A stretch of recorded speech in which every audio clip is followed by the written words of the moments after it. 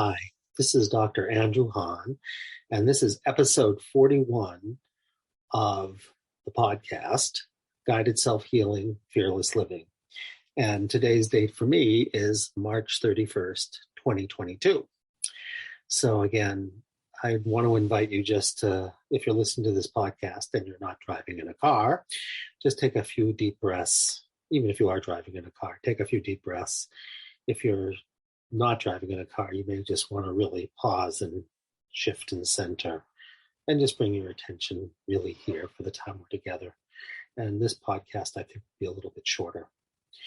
And we're going to continue on our journey of the 1 hour miracle, which for me on March 31st, it's very exciting because the publication date is actually on April 5th, so it's less than a week away. And it's very exciting for us. And if you haven't bought the book, it's called The 1 Hour Miracle. And just remember that miracles really are not just about the literal meaning in the Bible of something that's seemingly beyond anything rational, but it's really about gaining freedom from your suffering. And every time you do anything to gain freedom from your suffering, it's a little miracle.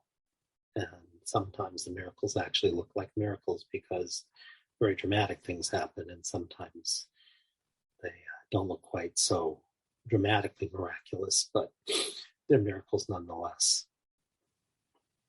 So we're up to chapter 5 of the book, and chapter 5 is about trauma and protection.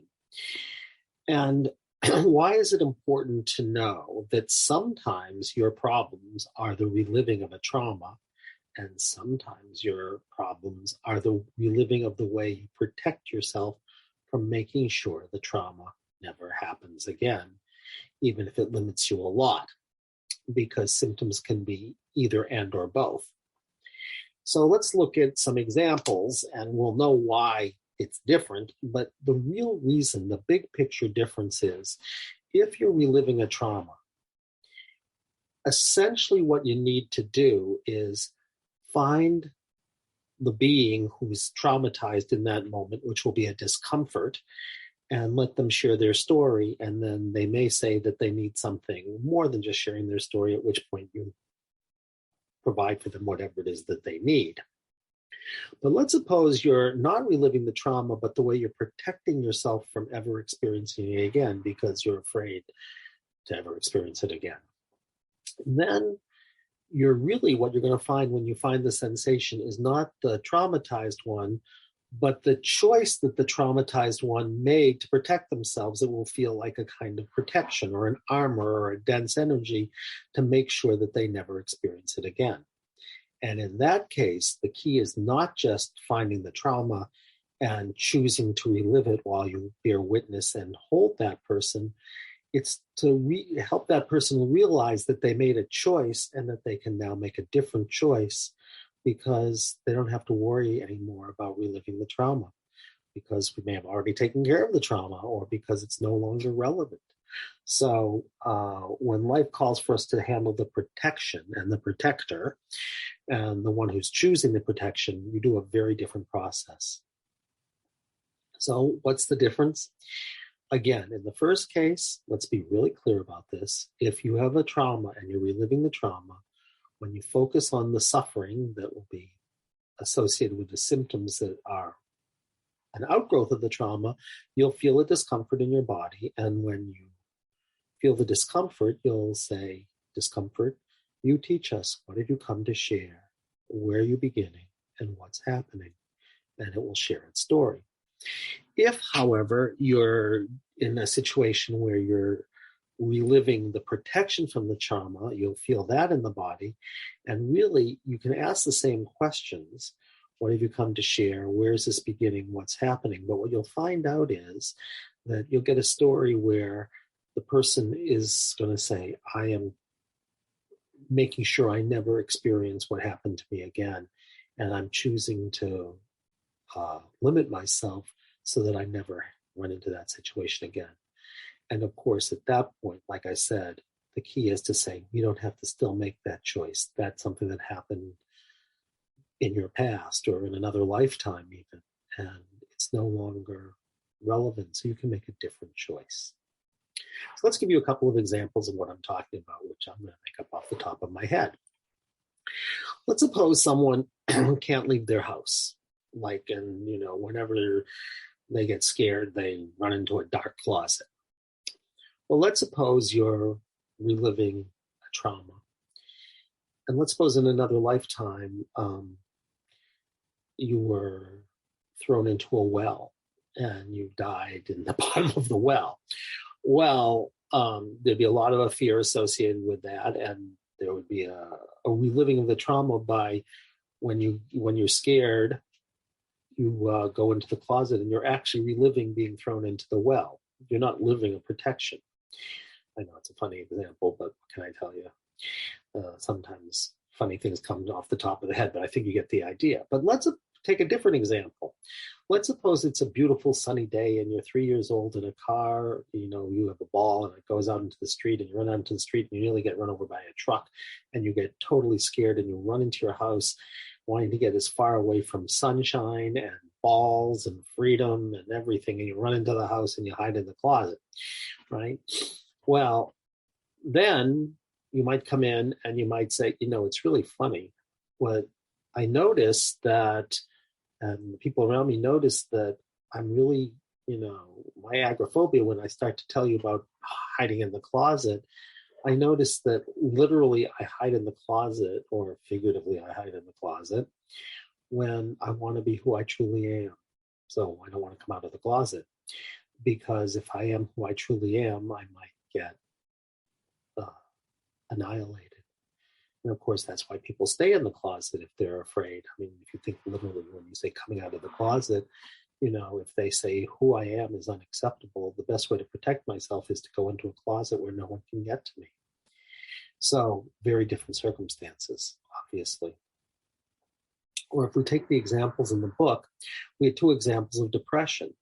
And in one of them, when the person found the depression, which was to be weighed down, helpless, hopeless, and they couldn't move, when they really found that story, they were in a story where the depression was that they were literally weighed down, helpless, hopeless, and they couldn't move because they were in the French Revolution and they were about to be guillotined, and in the story, they couldn't move anything except for their neck. So their depression was the reliving of the trauma.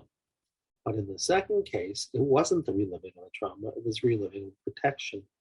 And in that story, of course, what happened was that a very small boy wanted to give his father a very special present, and the father not only didn't receive the present, but pushed the boy away and left.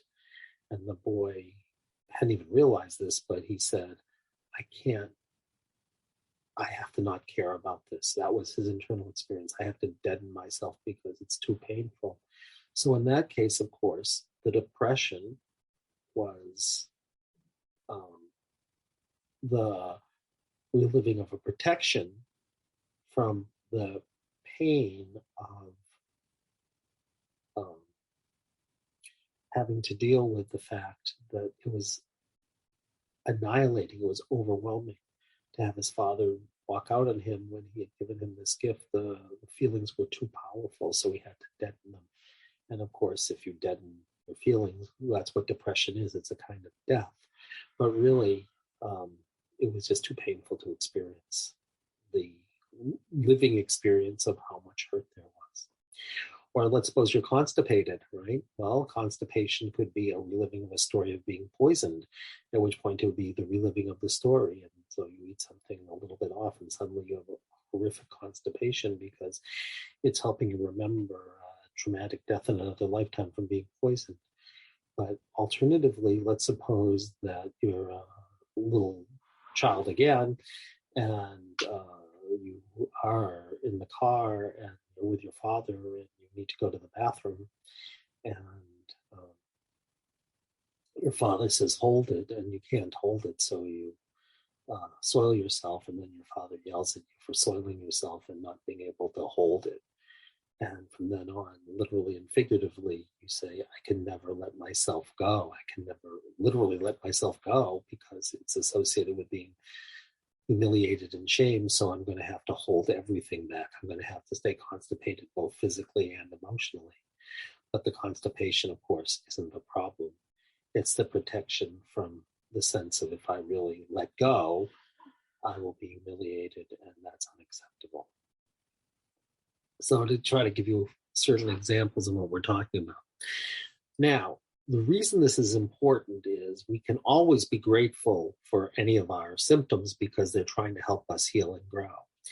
So even when we're reliving a trauma, we could say, well, you've shown up in my life to try to help me master something. In that sense, we could be grateful that it's here to help us heal and grow. But it's not that we're being grateful because it's protecting us. We're just being grateful in a universal sense because everything can help us heal and grow. But let's take the second example. And in the second example, of course, we really are grateful for our symptoms because they are protecting us at some cost to them. You know, it's like calling in a protector and it says, all right, I'll become dense and I'll protect you. I will cover over who you really are because you can't be who you really are. It's too dangerous. So I'll become a dense energy and I will make sure that you get to hide and stay hidden behind that dense energy. So in that case, what we do is, it's a very different experience when it tells you that that's what it is. And of course, we can determine it if we know how to do that. But even if you don't, if you ask and it sounds like that, you can say, thank you so much, because constipation, you protected me, or depression, you protected me. But I don't need you anymore. So I'm going to, since I asked you to come in, I can choose to have you leave because I can witness you now. I don't believe I am you anymore. I've gained perspective, and I can choose to bring you outside of me and witness you from the outside, because from the point of view of the witness, you're already outside of me. I can notice you as that young man said, as heavy, wet, dense feeling of oatmeal in chest. Well, when we choose to bring our attention there, it's not who we are. It's just something that we can bear witness to and hold. And we can actually thank it and have it use our consciousness or our hands or whatever and bring it out, which is bringing out not only the protection, but the person who, without awareness, was choosing to bring the protection in. And then, of course, what we can do is we can heal it by channeling light into it. And that heals, that transforms the protection into love, and a kind of loving protection, and it heals the one who made the choice. And then, of course, what you'll find is you feel spacious inside because you just took out this dense energy.